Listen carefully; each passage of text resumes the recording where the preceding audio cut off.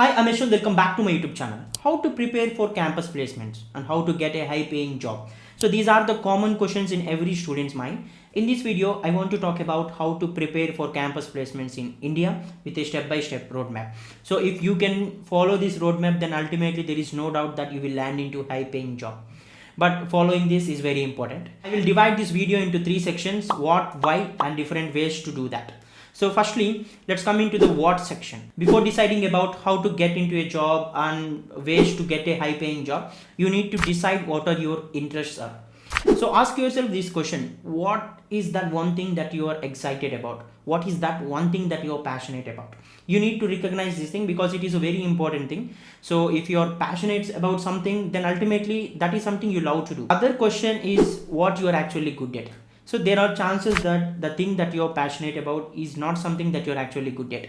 So you might be good at designing, but you are passionate about programming, but it doesn't work like that way, because you cannot land into a high paying job with your passion if you're not good at it. So yeah, it is applicable to everything. So if if you are passionate about something and if you are not good at that, then ultimately there is no way that you will land into a high paying job. So you need to recognize the differences between what you are passionate about and what you are good at. And other thing is, like, you need to go with what you are good at instead of going with what you're passionate about. At least for a job, you can still continue your passion as a side hustle, but you cannot land into a high paying job if you are not good at something that you're passionate about. So that is something that you need to recognize. So that is the first step. And other what is, like, what kind of company that you're comfortable working with. So there might be many companies. So, and if you can categorize different companies, you will categorize them into service based, product based, and startup. So service based companies are companies which provide generalized work. So there is no specific thing as a fresher to work for. So you don't know, like, what technology that you will be working when you are placed into service based company. So it completely depends on the business requirements. So that is the reason, if you are really good at something and you know that that is something that you can excel at, then choose product based or startup. Product based companies, or companies, like, they have a clear job description for everything. So if you're being hired as a web developer, then you will be working on the same. If you're working as a graphic designer, then you will be working on the same. But in service based companies, as a fresher, it is not easy to get into role that you like. So that is the reason why you need to ask yourself what kind of companies that you're comfortable working with. So if you still don't know what you're good at, or you believe that you need more time, then going with service based companies is an ideal thing. But if you have a specific thing in your mind, then going with product based or startup is an ideal thing. So now we are done with the what. Now we will move forward to how section. So how, in the sense, how you can actually get into a company, how you can actually get into a high paying job. So there are a few things that you need to do before attending interviews. The first thing, work on the primary skill. So you already have an idea on what is that one thing that you're good at. So it might be programming, it might be writing, it might be designing something. So whatever it might be, you know what you're good at. So you know what is your favorite skill or primary skill, then work on that, brush up on your skill, master that skill. So you should be in such a position that whatever the interviewer asks, you should be in a position to answer it. So work on the primary skill for at least 6 months, so before you attend for campus placement. That is an important thing. And the second thing is work on aptitude and verbal. It is also an important thing, because almost all the companies in India especially screen you based on the aptitude test. So they cannot hire everyone, right? They cannot interview every individual who apply for the role. So they will shortlist people based on the written test, and that written test is mostly based on aptitude and verbal.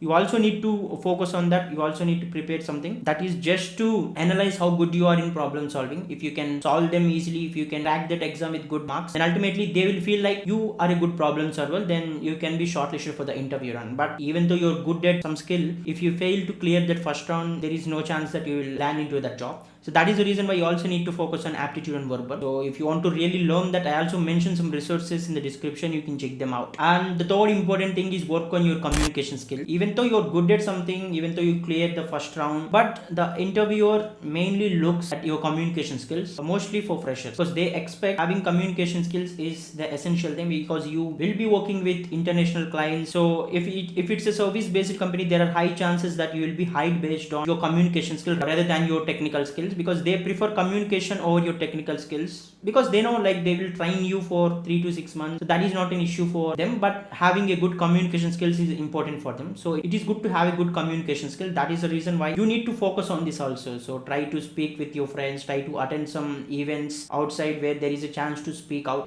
try practicing some basic interview questions with your friends. So that is something which is advisable. You also need to focus on communication skills.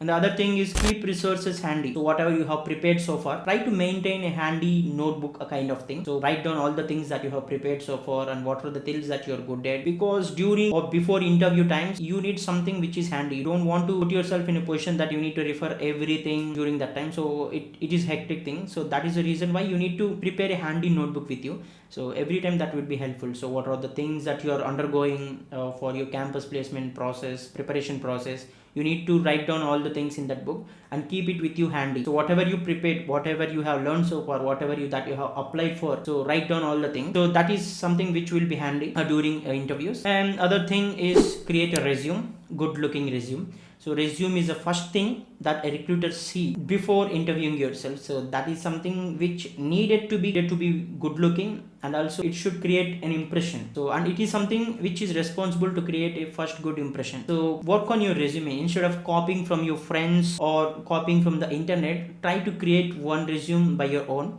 So that is something which adds a lot of value. So I have also made a video recently on how to create a best resume. I have also provided the template. You can check them out in my channel and also in the description. And the other thing, work on projects. So if you are attending for an interview, make sure you work on at least 1 or 2 projects, because interviewers or recruiters feel like you have some practical exposure to whatever that you're good at. If you don't have any projects, then ultimately people will feel like you only have theoretical knowledge. Then there are less chances that you will be selected in that placement round. So make sure you work on at least 1 or 2 projects. We'll find whether you do it or whether you take it from others and learn that. So but make sure you have at least some practical exposure to whatever that you are good at. It is important, and it is something that interviewers search for in your resume. So it is the how section. Then what are all the different ways to get a campus placement and to get a high paying campus placement job? First thing, attend all the on campus and off campus drives. So if a company comes to your college, it will be called as on campus, or if you're going to other college for placement, then you can consider it as a off campus. So mostly attend all those things, even though you feel like a particular company is offering less pay than you expected, but still before getting your first job,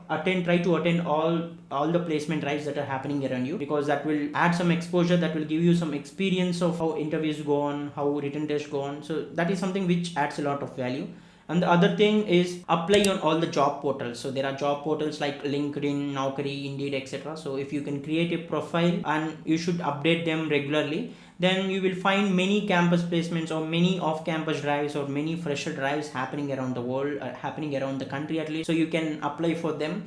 And or like if your profile matches with specific company's requirement, then they will contact you. That is the reason why it is important to have a good LinkedIn profile, as well as it's good to have other job portal applications too, like Naukri, Indeed, etc. And the last thing is try participating in hackathons. So you might not know this, but there are many companies who are hiring people based on hackathons and their coding skills. So in platforms like HackerRank, you can see many hackathons going on regularly. If you can clear the hackathon, then ultimately there are more chances that you will be called for an interview round and you can land into a high paying job. It is something which colleges will not tell you, but if you can focus on them, then it will be a good chance to land a high paying job. So if you can follow the complete roadmap for your preparation to campus placement, then ultimately you will land into a high paying job, and I'm sure about that. Thank you for watching this video. If you like this video and if you feel someone else would get benefit out of this, please share this video in your network. Also, if you're a new visitor to my channel, please subscribe to my channel. Thank you.